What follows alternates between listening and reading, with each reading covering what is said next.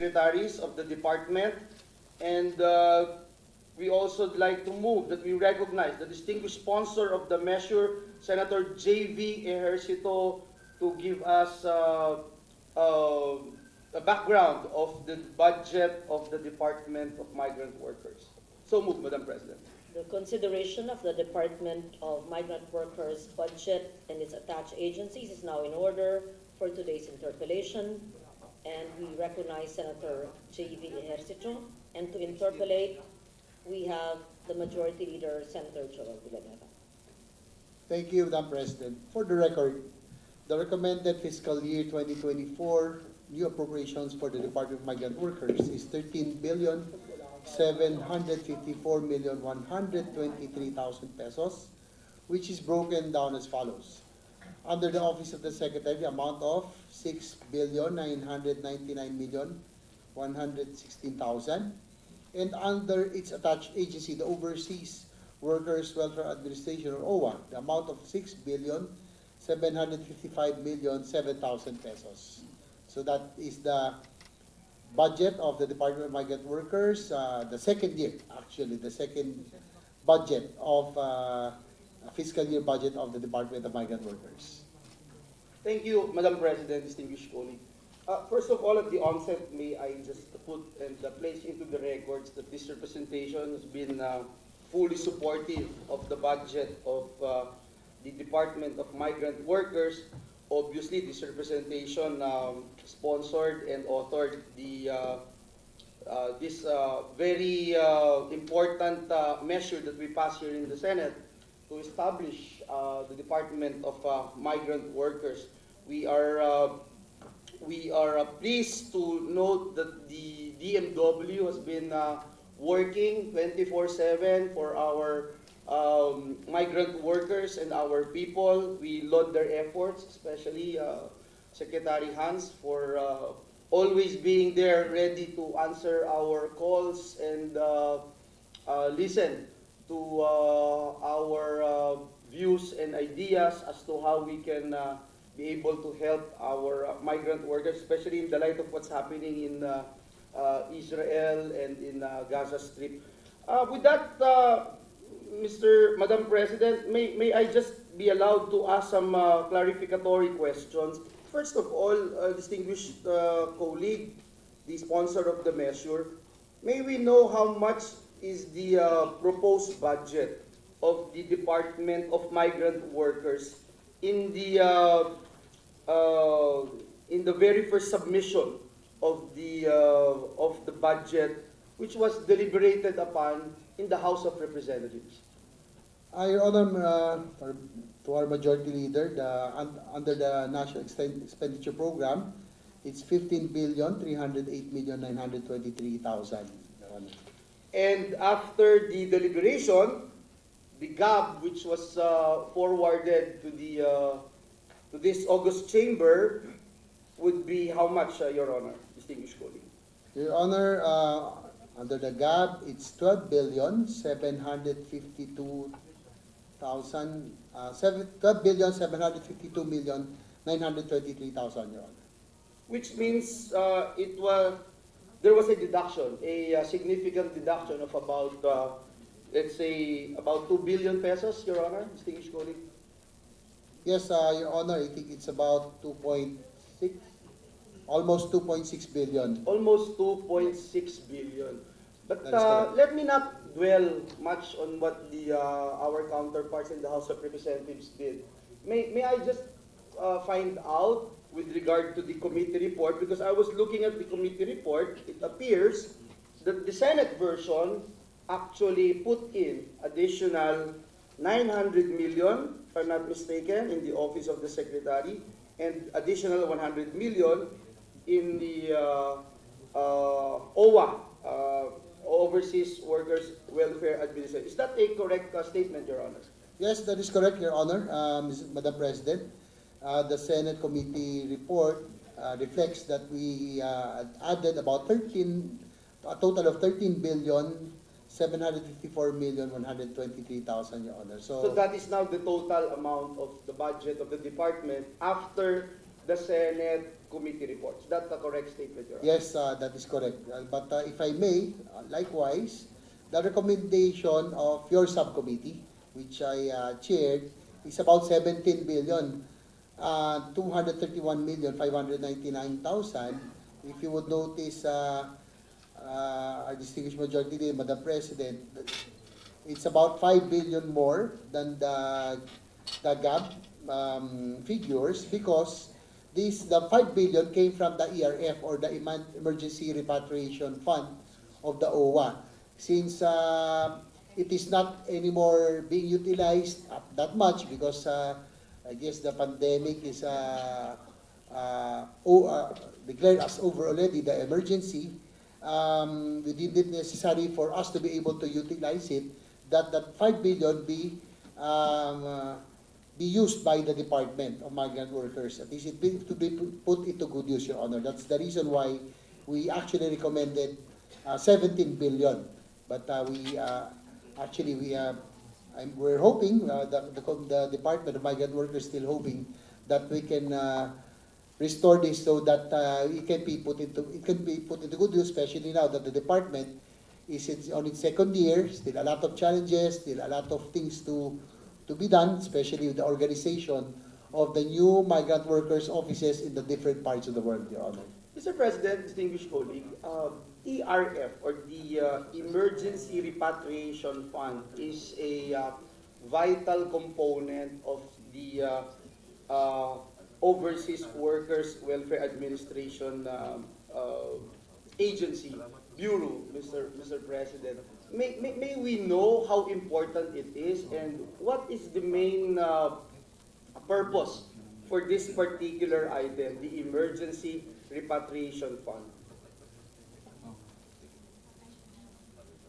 Your Honor, Madam President, the ERF is being used for all types of repatriation, most especially emergency repatriations, and it was really used, maximized, especially during the time of the COVID emergency, Your Honor.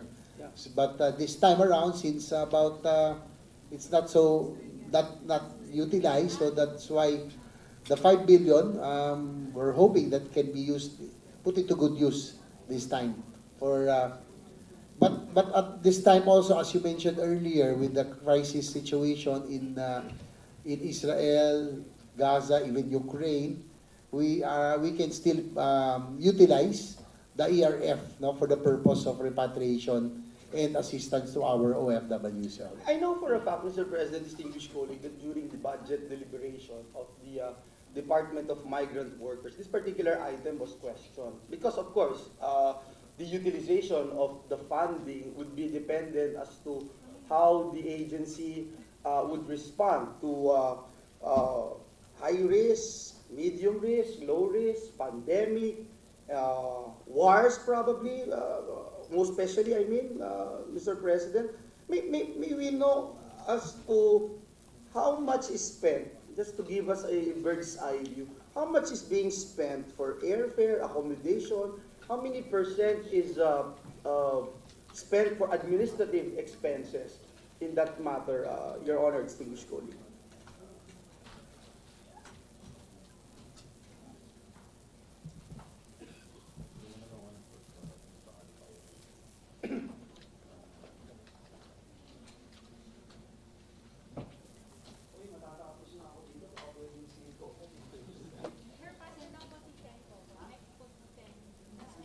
Your Honor, if I may, Madam President, in 2021, the utilization is about 17,367,559,406. 2022, it was 10,972,000,2,037. In 2023, it went down already to about 872,970,000, Mr. President. So that's the utilization of the ERF. But prior to the pandemic, it was about 2019, 34,976,000. 2020, the start of the pandemic, it went up to 5 billion. 679,994, 679,994,000. So, but now because it's the emergency medical emergency is already over, it went down already to about 872,970,537, Your Honor. Yes, Your Honor. Thank you very much, distinguished colleague, for explaining, elaborating the use of the emergency um, um, emergency repatriation fund. And as you mentioned, 2019, 2020, 2021, grabe ho yung gastos natin, no? Lalo na nung height ng pandemya. But at the same time, Mr. President, we are also facing these challenges. As much as we don't want to mention the word escalating conflict in the Middle East, but it is what it is. And so, if this would continue to persist and the budget of the department is being threatened right now, na mabawasan ng gusto, sabi nyo nga po, halos 2 bilyon, 2.5 billion yung nawala mula po nung pinropose yung budget doon sa Kamara, at hindi ko na po muli iisa-isahin kung saan napunta po yun. Dahil kanina, nagtatanong din po ako sa mga kaibigan natin sa DMW, parang hindi rin po nila alam kung saan nilagay yung ibinawas. Buti na lang po, meron pong committee report ang Senado na nagdadagdag muli o nagbabalik muli. Kaya lang, Ginoong Pangulo, ang akin lang pong napuna ay ibinalik po yung 1 point something, 1.5 billion if I'm not mistaken. Ngunit, kung susuma total, ay kulang pa rin po doon sa pangangailangan ng ating departamento. So, ang aking pong katanungan, ang ERF po ba lang ang maaapektuhan dito? At kung maaapektuhan yung ERF, magpapaluwal ang departamento, definitely, may mga maaapektuhang programa ang ating departamento. Kaya po tayo naririto sapagkat gusto nating siguruhin na magagawa, matutugunan ng ating departamento ang pangangailangan ng ating mga migrant workers. Kaya po gusto nating malaman ano yung maaapektuhan. At kaya ba natin ito na lunukin at sabihin proud tayo na ito yung binigay natin despite the fact that we are aware that we actually added additional 1.5 billion to the budget of DMW. But again, if you summarize the entire budget, malaki pa rin po yung kulang from the original requirement that the department is asking for. Is that a correct statement? And what is the comment of our distinguished sponsor, Your Honor? Yes, Your Honor, Mr. President. I would like to enumerate the programs that will be affected. Should only 3.7 billion out of the 5.1 billion being requested for realignment of the 2024 ERF be approved. Number one, expansion, improvement of the migrant workers offices, migrant workers resource centers, in view of the transfer of the assistance to nationals function, yung ATN functions, Mr. President, Your Honor, has been transferred already to the DMW from the DFA. So that's about 1 billion, the budget proposal. Medyo malaki rin po yung kailangan po natin doon, especially yung ATN, no, that entails a lot of cost. Provision for food and other basic necessities to distressed workers and members of their family, about 100 million. Hiring of additional local hires to perform ATN functions, including training and other developmental activities. This is about 500 million. Mr. President, Your Honor, I had the chance to visit our MWOs in Korea, Singapore, and other areas, and I have seen how important and effective local hires are, no, in assisting the MWOs, our migrant workers offices, to perform ATN functions. Next is operational expenses, including repatriation brought by natural calamities, armed conflict, civil strife, and other incidents in the host country and neighboring areas. That's about 250 million. Assistance to OFWs affected by Philippine government suspension, deferment of deployment and or host country regulations, such as suspension of the issuance of new work and entry visa, and related restrictions. That's about 250 million. Cancer assistance and relief expenses for OFWs, that's about 100 million. Others, like creation of Migrant Workers Welfare Services Bureau, 6,323,000. Additional budget for general management and support, OSEC Training Institute, offices of the USEX and ASEX, about 55,177,000. A total of 1,461,500,000, Your Honor. So this will be the programs that will be affected if we will not be able to restore the 5.1 billion being requested for realignment. Thank you so much, distinguished colleague, our Deputy Majority Leader, the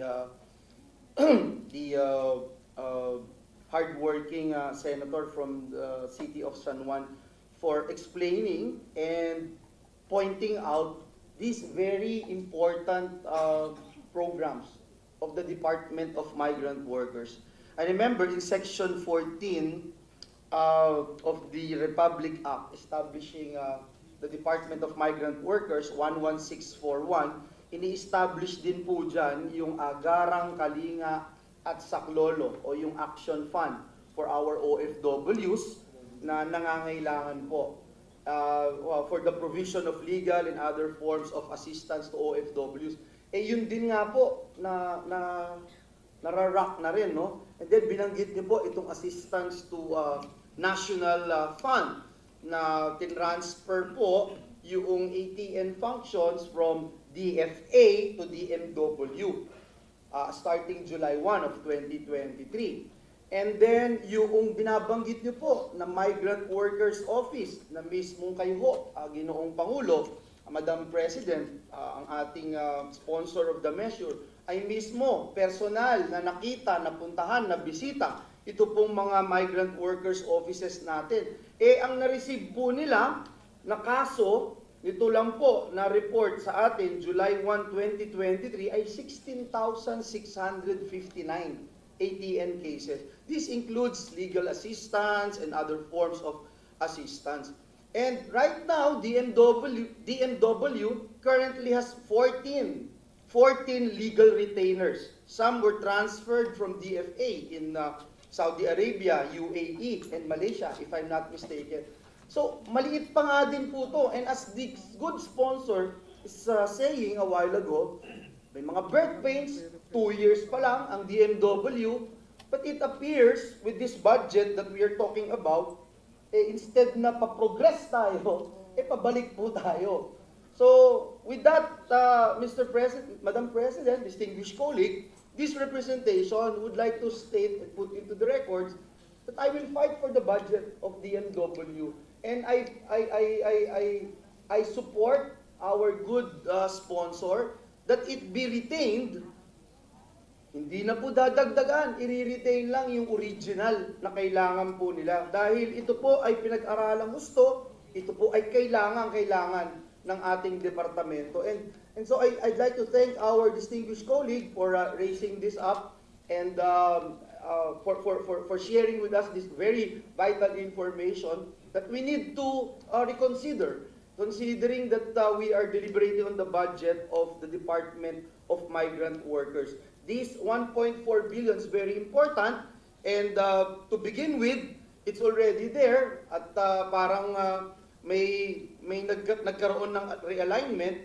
I wanted to find out kung saan napunta po yun, dahil kung hindi po ito mapupunta sa mas kailangan natin, ipaglalaban ho natin dito na dapat ito ay maibalik at maibigay para mabigyan ng mas maayos, mas epektibong serbisyo ang ating mga kababayan na migrant workers. Will the distinguished gentleman support this representation in pushing for the budget of DMW para maibalik po itong pangangailangan nila?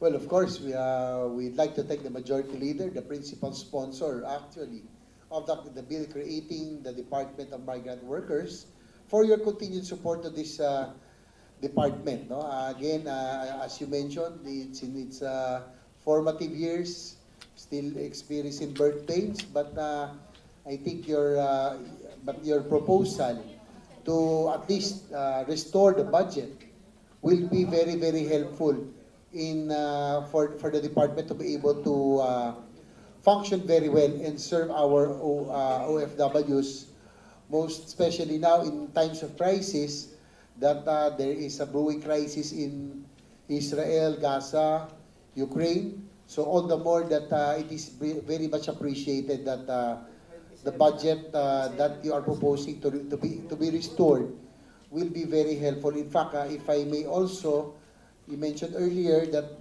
there are 14 legal retainers being maintained for the legal assistance fund of the DMW, but it's now actually 18. So mas lumaki pa talaga yung pangangailangan. So it is very much appreciated, Your Honor. Again, we appreciate the support of the distinguished majority leader for the Department of Migrant Workers. Thank you very much, Mr. President, to state also for the record that there are about 27 wars, active wars, happening around the globe. At alam natin ang mga Pilipino ay scattered all over the world. And it's not good to say, but unfortunately, a lot of them are escalating, Your Honor. So we have to be ready and prepare our department for these instances. Mr. President, you made mention about the increase in the number of legal retainers of DMW from 14 to 18. And that is commendable considering that we are starting over and we are still experiencing a lot of birth pains with regard to protecting our OFWs through this newly created and newly established department, the Department of Migrant Workers. Mr. President, distinguished colleague, how is the DMW improving on the processes to ensure the accessibility to and availability of legal services, Your Honor?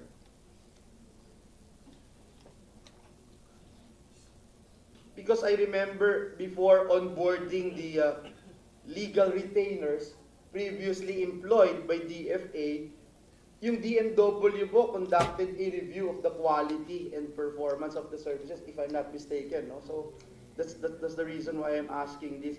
Kasi I had an experience na lumapit po sa ating opisina, hindi po siya na-represent ng maayos noong legal retainer daw ng ating embahada at dahil lang sa passport at documents being asked of her or him, pinauwi po, dineport po dito sa Pilipinas. And so that's why it's important also that we look into this, not just accessibility and availability, but also the performance. Because I remember itong legal services ng embahada ay nagsimula since 1995, if I'm not mistaken.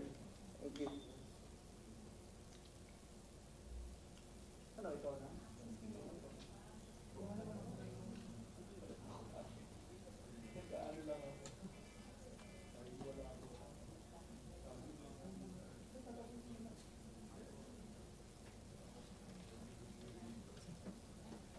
Your Honor, Madam President, according to the MW, the old retainers were reviewed, the performance, and those that did not really perform well were not anymore renewed. And the new retainers this time for the legal assistance were vetted, no? And audited by the DMW, Your Honor. Okay. Thank you, Your Honor. I have no more questions actually while we are waiting for some of our colleagues. But let me also point out, Madam President, distinguished colleague, the importance of our regional offices. And perhaps let me pause my last question by asking what we can expect from the Department of Migrant Workers additional budget request of 125 million for the MOOE of our regional offices. I was told may mga bago tayong mga targets, target deliverables per region other than operationalizing yung pong tinatawag na one-stop shop natin in terms of reduction of illegal recruitment, yung increase ng number of communities or barangays vis-a-vis number of pre-employment orientation seminar conducted and the number of participants, etc. Para lang po malinaw sa atin. Because I fully support this because this is the only way we can serve the best interest of our people. Kung hindi na sila pupunta lahat dito sa Maynila, dito sila lahat magta-transaksyon, at least meron tayong mga functioning, effectively functioning regional offices. Your Honor, Madam President, our Distinguished Majority Leader, there are about 27 authorized overseas employment adjudicators or OEA positions with salary grade 25. Each regional office should have one OEA except for NCR, which has 12. To date, 21 are filled while 6 are unfilled. Currently, 10 overseas employment adjudicators at the central office are handling 3,581 pending cases, 2,190 or 61% of which are for review at different levels. Meanwhile, 400 cases are pending in 4 regions being handled by our regional OEAs. The DMW proposed to add 10 more OEA positions, 6 for NCR and 1 each for 4 middle-sized regional offices, as well as upgrade the salary of OEA from salary grade 25-1 to salary grade 26. Total funding requirements for 2024 is about 37,619,676,000 for 27 OEAs, SG 26 positions, a 10% increase from the 34,273,608 of for the same number of positions with SG 25, or an additional 3,500,000 from last year. So these are the improvements that the department is undertaking to improve so that people do not have really to go to the major regional offices like NCR, so that there will be new OEAs that will be deployed in the ROs or the regional offices. Thank you. Thank you very much, Mr. President, Madam President, distinguished colleague, for answering these humble representations questions. I'd like to commend our DMW for activating all its regional offices in 16 regions. Na-convert na yung POEA regional offices, hindi ba? And its regional offices mirror the services provided also by the central office here in the National Capital Region. I have no further question, and again reiterate my call for our colleagues to support this representation in putting back the necessary budget, additional budget for our Department of Migrant Workers. Maraming salamat, Madam President. And next to interpolate and ask questions, the distinguished gentleman from Cavite. But before that, Madam President, may I just be allowed to recognize some guests from the gallery, guests of our dear colleague, Senator Win Gatchalian. We have with us Mayor Cho Yong-ik, Mayor City of Bucheon, Director General Administration Bureau, Sek Sang-gyun, Director General Bucheon Community Health Center, Kim In-jae, Director General Education Project, Han Ye-jong, Director Healthy City Division, Won Min, Director Sang-dong Library, Kim Yong-a, Head Exchange and Cooperation Team, Kim So-hyun, Head Reading Promotion Team, Kim Hae-chung, and their parties, Kim Yong-gon, Cho Yo-cheon, Han Chun-ho, Kim Jong-moon, Kim Dae-song, Kim Jong-sul, Shin Yung Jin, Lee Yu Yong, and Lee Ji An. Guests of our dear colleague Senator Win Gatchela. We welcome them, Madam President, in this August chamber. Madam President. We welcome all our guests Madam- to the Senate. Senator Gatchalian. Yeah, Madam President, just to share with the body, Valenzuela is celebrating its 400th year founding Happy anniversary. At the same time, we're also celebrating our 15th year sisterhood relationship with the city of Bucheon in Korea. And we're very honored and privileged that no less than Mayor Cho of Bucheon City came all the way here to celebrate with us the 400-year founding anniversary of Valenzuela and the 15th year sisterhood agreement with Valenzuela Congratulations City. So to the city of welcome, Valenzuela. we welcome the delegation. Thank you. Welcome to the Senate, to our guests. Thank you, distinguished colleague. Now, Madam President, to ask and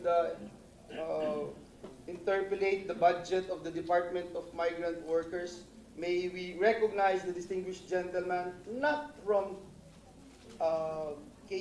K-pop, Madam President, but from the great province of Cavite, Senator Ramon Bong Revilla Jr.